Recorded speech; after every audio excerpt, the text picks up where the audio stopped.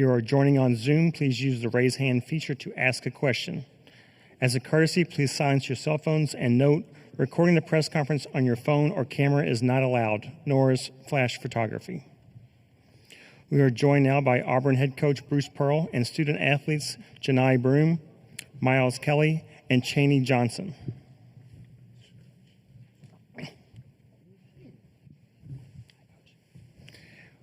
We will kindly ask Coach for an opening statement, then direct all questions to student athletes. When that's finished, they can be excused, and then we will return to questions for Coach.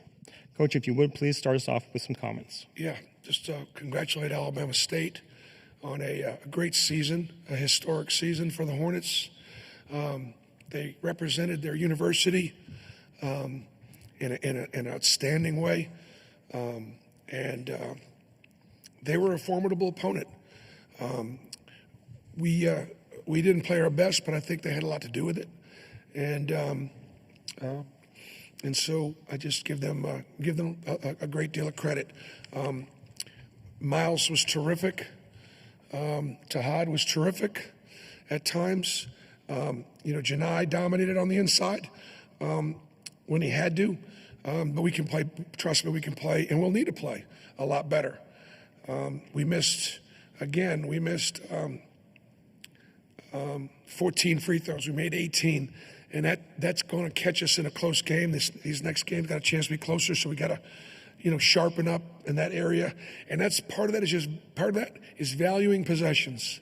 And if there's one thing I can get my guys from this point forward to lock into right now, did we value every possession on the defensive end? Did we value it on the offensive end, scoring through contact, or we just rely on the whistle? And then would we finish plays? And that's the biggest difference right now between the way we were playing earlier in the season and the way we're playing right now. And you can do that against a team that you're better than, but you can't do that. We won't be able to do that from this point forward. Questions for the student athletes? In the back on the left, please. Isaac Bourne, Mid-Major Madness. For any of the three players, how much of you guys did you watch Alabama State's trap defense in that first opening game that they played earlier the other day? Can we start with Chaney, please? We knew they was a very scrappy team. We knew they changed their defense up a lot. When they go man, they go 1-3-1 and they go 2-3. That's a good strategy. They try to make us take a lot of tough twos. They doubled and trapped the baseline and the post. So shout out to them for having a game plan, but we have to play better. Third row here on the right, please. For Johni, right-hand CNBC 13 in Birmingham, you set a program record for double-doubles this season with your game today. What does that mean to you? Obviously, we talked about that before the season when you tied it, but now to pass it, what does that mean? It means a lot, to solidify my name in Auburn history and kind of give back to the university. In the front on the left. Michael Giddens, War Report, Auburn. Miles, you started the game on a heater, 4-4 from 3. Can you talk about what it's like to get in a zone so early in your first NCAA tournament game with Auburn? It's everything I dreamed of. It's great. My teammates did a great job of finding me, and all I had to do was knock it down. So just credit to my teammates for giving me open looks. Stay in the front row. Justin Ferguson, Auburn Observer. Chaney, big bounce back game for you after a few in a row where you had been kind of statistically limited. Just how did it feel? Anything different for you in this game? Just how did it feel to bounce back the way you did with your scoring and your rebounding? All credit to my Lord and Savior Jesus Christ. Without him, I wouldn't be here. I wouldn't have these opportunities that I have. It's a great feeling coming off a bad string of games, just being there for my team. Just doing everything I can and just playing hard. And that's all I can do, and that's all I will do from here on out. So, it's a great feeling, and it's a blessing as well. Back row on the left. Johni, you're spending some time pretty close to where you started college at Moorhead, so have you been able to talk with any old friends from there? Oh, yeah. I had a couple friends from Moorhead come to the game. In the front again on the left. Miles, there's the play late there in the first half where you hit that corner three off the scramble. Just how big of a bucket was that? And y'all, fighting for that rebound after, Janai Zam won. It just kind of gave y'all a lift heading into halftime. Right, it was huge for us and our energy. At that moment of the game, our energy was kind of low. Alabama State had just came off a run, so we needed to make a couple of big plays in order to get back on our run. So I just seen the ball going, and I was close to the three-point line. I stepped back and made the shot. Right here in the front. Michael Giddens, War Auburn. Miles, you seem to take a more vocal role in this game when Alabama State went on the run, talking to the team about getting that energy up. Can you talk about what you said to your teammates in that moment? I mean, this is win or go home time. So we got to do whatever it takes to win. And at that moment of the game, we needed some energy. So some people we rely on throughout the team for energy, they weren't there. So I had to bring another level of energy to get us going. Anything else? Great. We'll go ahead and excuse the student athletes. Thanks so much, fellas.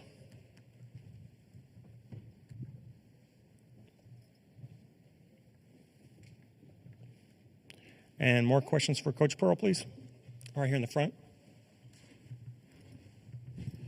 Coach, you're back in the first round. Obviously, you guys lost to Yale this year. Can you talk about what you talked about your team earlier in the season? You said before Florida, you didn't do a good job of letting the team know what that game meant to Florida. Again, what did you tell your team in this first round about Alabama State potentially wanting to come in with the upset and nothing to lose?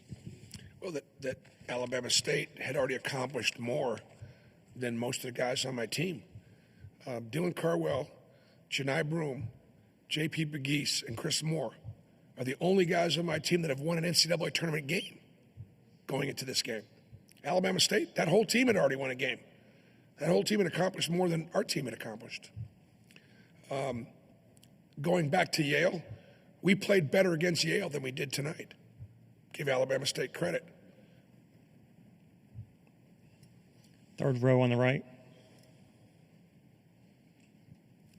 Coach, with the big game that Miles had today, when he talked about the energy, how big is that going down the stretch on Saturday and then potentially moving forward, having him like that? Well, I think what it does and what gets rewarded is Miles is one of the most consistent trainers, puts the time in, and is disciplined. And so you love to see guys get rewarded who grind, do the right things, train the right way, unselfish. And the thing I loved about Miles' shots were they were all shots within the framework of the offense. They were all shots coming off of screens.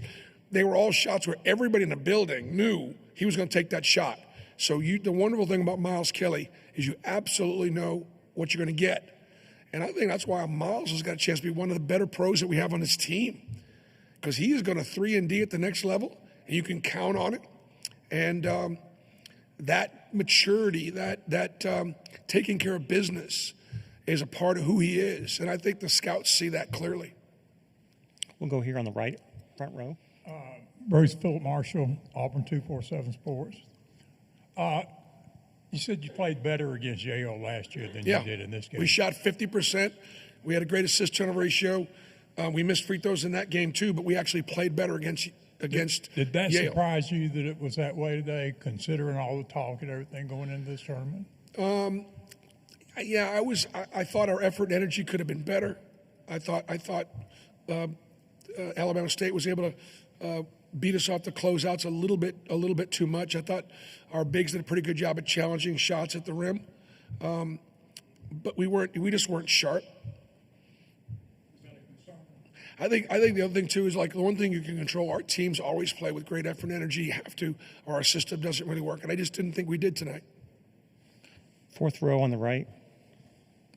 Joe Rexford with The Athletic. Bruce, you're talking about the value of the possessions on both ends. How long has that been a thing? Is that just like the 3 or 4 losses going into this, or has that been going on for a bit here? I'd say it's been, maybe the last month or so, whereas I think, prior to that, probably we're just a little sharper. And, valuing a possession is making free throws. Value of possession is not having a careless turnover. Forced turnovers will happen. Taking shots that we know man, that play wasn't designed for that look. And you know it, and your teammates know it, and yet you do it anyways. So if we can get on the same page a little bit more, and again, like I said, value that possession, we got a chance. Creighton is a very veteran team that they've been through it. They're not going to beat themselves. We'll have a great game plan together, but it's going to be a very, very tough second round for us. Let's go here in the front row real quick. Michael Giddens, War Report, Auburn. Coach, can you talk about Tahad Pettiford tonight?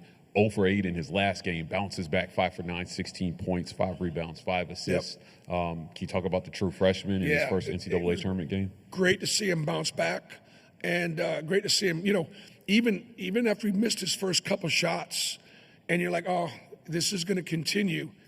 He just obviously lit up. And the thing I liked about his game tonight, he was better defensively. He got 50-50 balls and rebounds. He used his speed and his quickness and his athleticism. Alabama State's a very quick, very athletic team. And Tahad Pettiford is as quick as any of them out there. And I thought his presence was a huge spark for us coming off the bench. Both he and Chaney Johnson, if you look at Todd was plus 22, Chaney was plus 19. Those two guys had played great for us coming off the bench. Fourth row on the right. Yeah, Bruce, Ben Baby with ESPN. Given what you said about the lack of sharpness, how well Creighton plays, do you feel like y'all played well enough tonight to beat Creighton if they play at the level they're going to play at potentially that you think? Okay, I apologize. Could you ask that again? Yeah, given what you said about the lack of sharpness tonight, and maybe, leading into this game and how well Creighton can play and that they won't beat themselves, do you feel like y'all played well enough tonight to potentially beat a Creighton team that'll be firing on cylinders? No, we won't beat Creighton if we play like we did tonight. No. But we know we can play better. We know we can tighten things up, and that's the thing about the tournament. We will absolutely get to the next game. One of the things that we'll do, even a short period of time, we're going to look at today. We're going to look at it a little bit and go, okay, this is how we're going to be done on Saturday, okay, against a much better, much bigger, much different kind of a basketball team. So hopefully we can learn, and look very pleased with the win. They're only at the end of the day on Saturday. There are going to be 32 teams left, and Auburn's still one of them. Front row, right here on the left. Bruce, you mentioned him earlier, though, 13-7 for Chaney. Kind of how he's struggled here down the stretch. But just what was it like for him and the team as a whole to get that lift today in the front court? Yeah, I think Chaney is like one of those guys that 13-7 for me is like nothing for Chaney. Like I think he's a 20-10 guy, even though he's not all the time. I just have that much confidence in him. Like when he gets it, I think he's going to make a shot. When we get it inside, I think it's a bucket, or a foul. Chaney is able to. We did a lot of switching tonight. Chaney was terrific defensively, keeping guys in front. Again, another guy that does it the right way, trains the right way. Loves the Lord, puts the Lord first in everything he does. And so Chaney Johnson can call God anytime he wants to. They have a direct line. They have a direct connection. Staying in the front right here. Coach, after the loss to Tennessee, Dylan Cardwell said his message to his teammates was, we have to have a sense of urgency because if we lose another game, there's no more team meals. There's no more Auburn basketball. He wants to keep playing till April. Did you feel like that message set in and you said that you felt they were lacking energy? Was the urgency there, though? Yeah, I think Cap delivered the message. I think the message was great. His teammates understood it, and hopefully that message will be delivered again on Saturday. Staying in the front. Bruce, you mentioned about getting in transition. It felt like y'all were pushing the pace maybe a little bit more, especially off those defensive rebounds. How do you feel like you guys did it, kind of just speeding it up a little bit and trying to create some looks that way? We got a few easy ones. We could have done a better job attacking pressure. The 1-3-1 bothered us more than it should have. Again, this is Alabama State playing. They do a nice job of mixing things up. So, we make you think and make you do a lot of things we hadn't had to do. Haven't played against a 1-3-1 in 2 months, but that's why Coach does a nice job. They're very versatile defensively. Coach, we appreciate your time. Thanks so much. Thank you.